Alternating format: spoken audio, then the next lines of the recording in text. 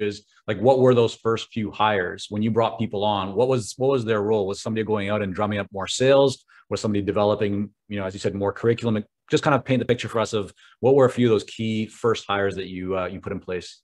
And some are gig and some are employees. So Yep. social media, marketing, graphic design, and a lot of those were gig folks, from website and different things like that. A heavy marketing, heavy curriculum designer that could help us with our certification programs, an expert in online and virtual training, an expert in, so like I needed technology and I needed marketing and I needed branding. I Right. didn't need more people out speaking. Right. And I thought what I needed was more people out speaking or researching. Right. So we now have a staff where and we only have 7 folks, but we produce with 7 folks and we benchmark against all these other huge organizations.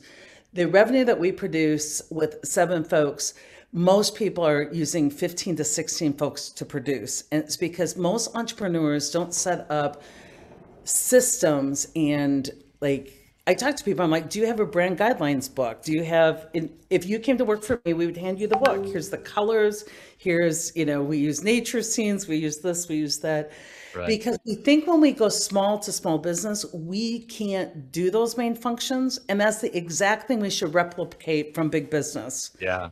Those main So You're, functions. you're afraid like a bit more systems, more processes, SOPs, essentially really standardizing what you're doing so that as you bring new people on, or even for those existing people, they're just able to make everything more and more efficient. Yeah, because what happens is, let's say my brand that you would describe it as like navy blue. The first couple of people that I hire, if I don't look at systems, will falsely reflect me and they'll be similar because I'll hire people just like me. I'll go, oh my gosh, my brand's navy blue. But the next level of hires they bring their individual stuff with no systems to support them. It's like turquoise blue. Right. Right. And I'm like, how did we lose our message?